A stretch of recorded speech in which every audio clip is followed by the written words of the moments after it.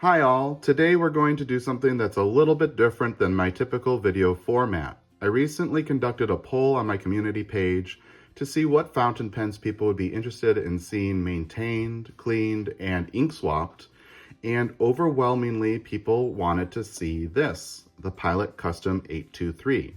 So today we're going to clean this one out and change up its ink. It currently has diamine oxblood in it, which is one of my favorite red inks, and you can see there's actually a decent amount in there. And we are going to swap it out with this, which I just picked up. It's from Sailor. It's called Shiguri. I think I'm pronouncing that properly. And I have dip tested this ink. It's extremely dark and has just a subtle plum color to it, which I think is going to match the smoked finish on this pen beautifully. So in order to do this, we are going to have to clean out the Pilot Custom 823, which will require some tools. I'm going to use some plastic cups, an adjustable wrench, a bulb syringe, as well as some gripping materials. And to start off, we are going to empty out this pen. Now, when you fill a pen with ink, if you don't use up all of the ink, you will find that it becomes a little bit more saturated than what was originally in the bottle. And that's normal. That's because of evaporation and the water content being reduced. Personally, I like more saturated inks, so I tend to empty them back into their bottles. If you want to keep your bottle pristine, then just simply flush this down the drain. I'm going to open up my oxblood bottle, unscrew the blind cap, pull it all the way back. It does take quite a few turns with this pen. There we go. Submerge the nib into the bottle, but do not put it so that the inlet is under the ink. Otherwise, you're going to be filling this pen again. Cool. So now we can see it's pretty much empty. Any ink that was in the barrel is now in the bottle. And yes, the bottle will probably be a little bit darker than it was before. But for me, that's okay. Now we're going to move over to the sink. So I'm going to have to change my angle and I'll be right back.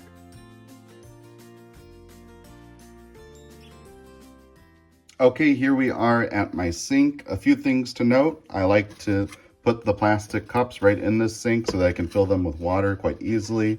I have two right here. And then also I find it very useful to have something to block the drain so that little bits don't go down. I have unfortunately flushed some pen parts down this sink in the past, so that's a lessons learned. To start off with this pen, I am going to clean off the cap.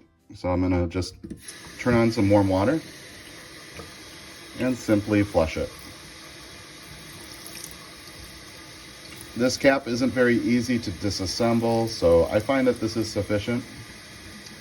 Let me go ahead and turn off the water.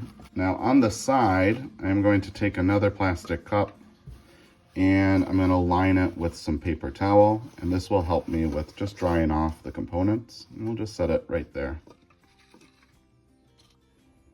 Okay, next up, we're going to try and take out as much ink from this pen as possible. That way we hopefully don't get very inky fingers. So I'm going to go ahead and run the water. And I'm going to start off just simply putting the nib and feed under the water and letting that ink run out. There isn't very much ink in this pen because I did empty it out, but you'll see that it does tend to cling, and a little bit goes a long way. That looks pretty good. I'm gonna fill up one of these cups, pull out our piston rod. Stop there. Pull out our piston rod and fill up the pen with clear water. I'll do this a couple times. This is going to help take out some of the ink and then also fill up the barrel with extra ink. I think I'm gonna do that one more time. Make sure this is still draining. There it goes. Can still see that there is ink coming out, but it's a lot lighter in color, so we're down to just the last few drops here.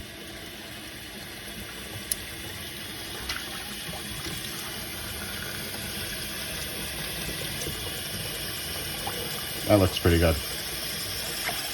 We'll go ahead and stop there. Let this drain out.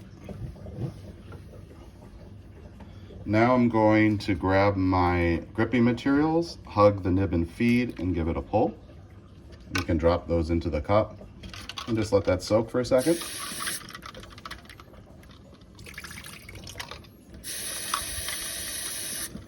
You can see that water is pretty clean now. So I am going to put these into that same cup with the cap so that they start drying.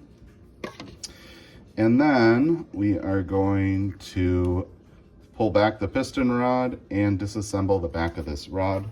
So I'm gonna grab my adjustable wrench, find the flats, screw down on those flats, and then give the barrel a turn. And that will come right out. I find it's good to rinse this part down, make sure that we get all the ink residue off. It looks quite good. The sink is having a little bit of trouble draining. There we go. And then you can see that there is some residue still coming down here. I'm gonna just flush the barrel, and at this point it may be useful to grab your bulb syringe and just simply run some water through it.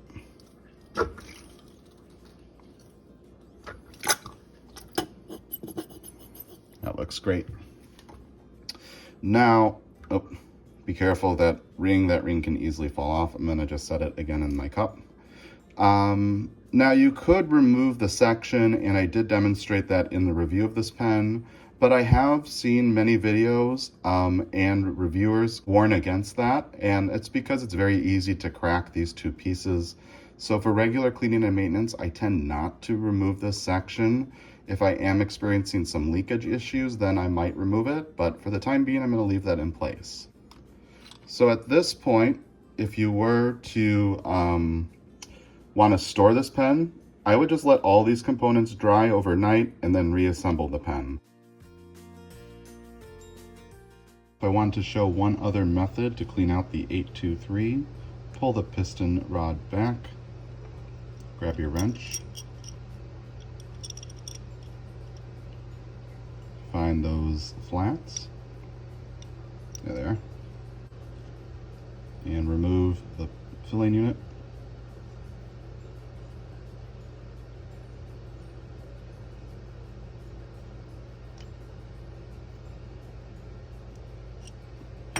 And set that down.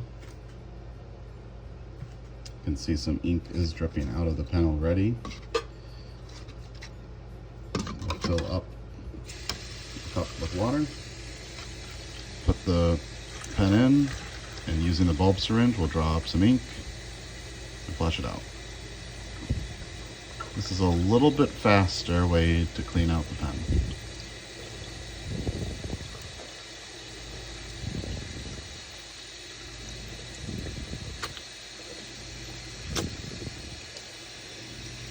Clear out this.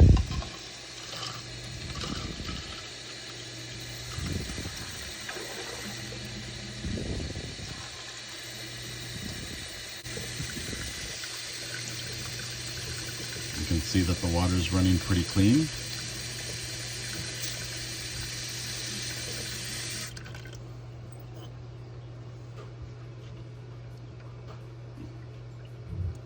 I'll just clean off the rod, and just like that, we do have a clean 823.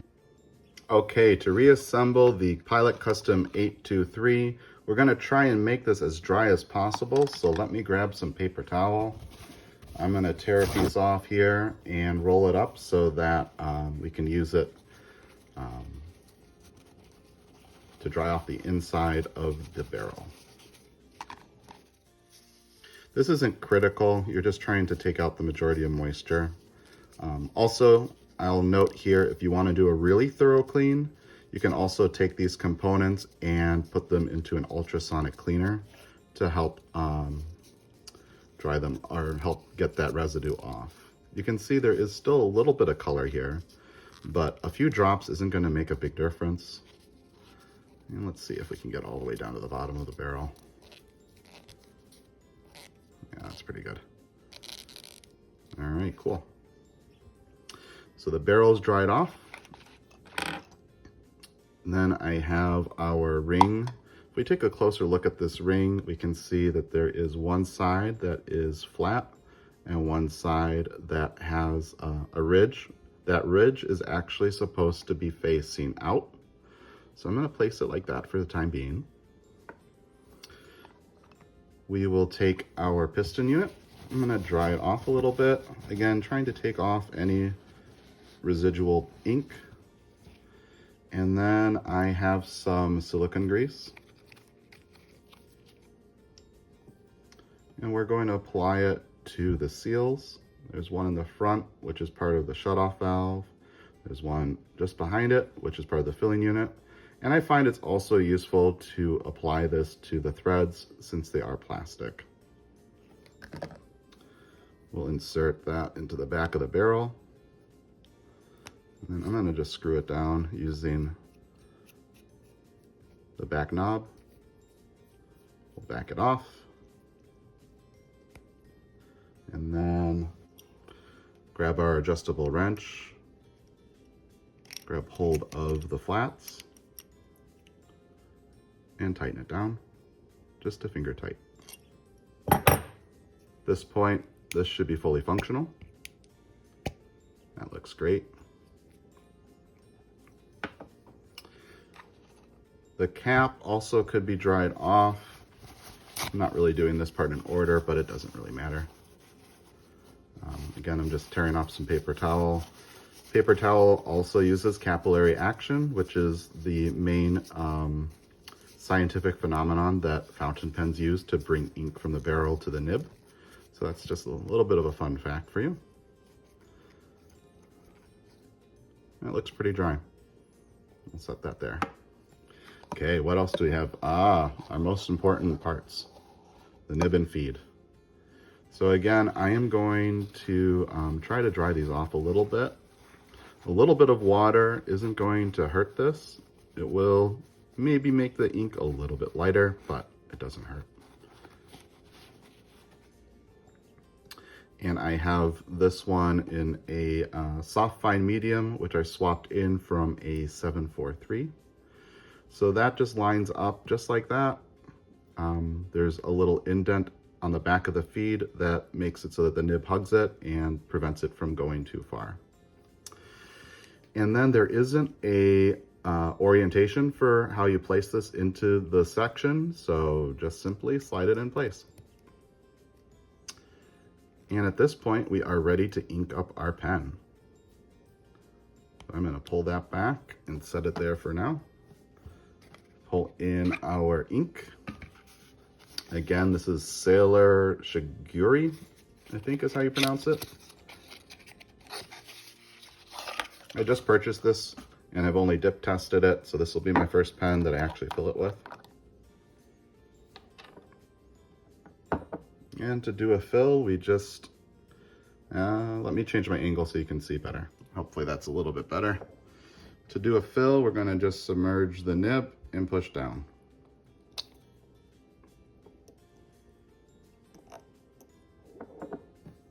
And just like that, we have a full fill of ink. I'm not going to do a super fill today. That's going to be sufficient. If you want to see a super fill, I made a separate video showing that along with pretty much every filling system that I have in my collection. So I'll make a link to that as well. But at this point, I think we can go ahead and try it out.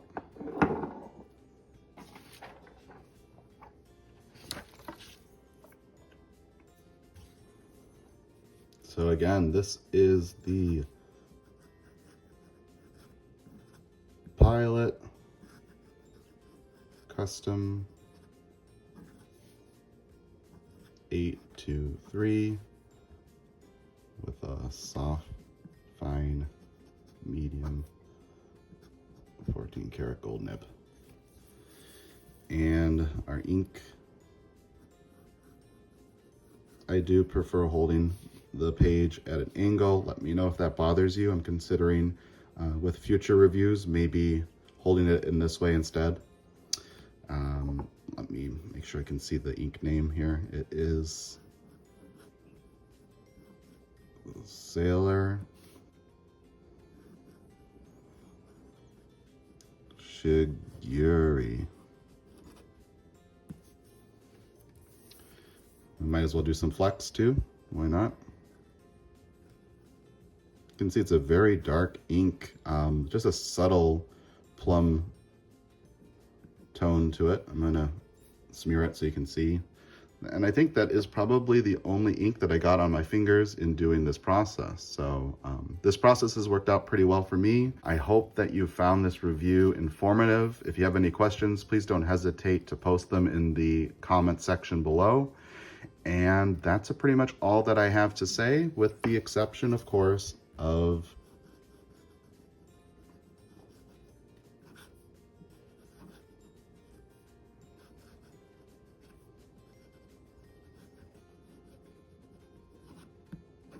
thank you for watching.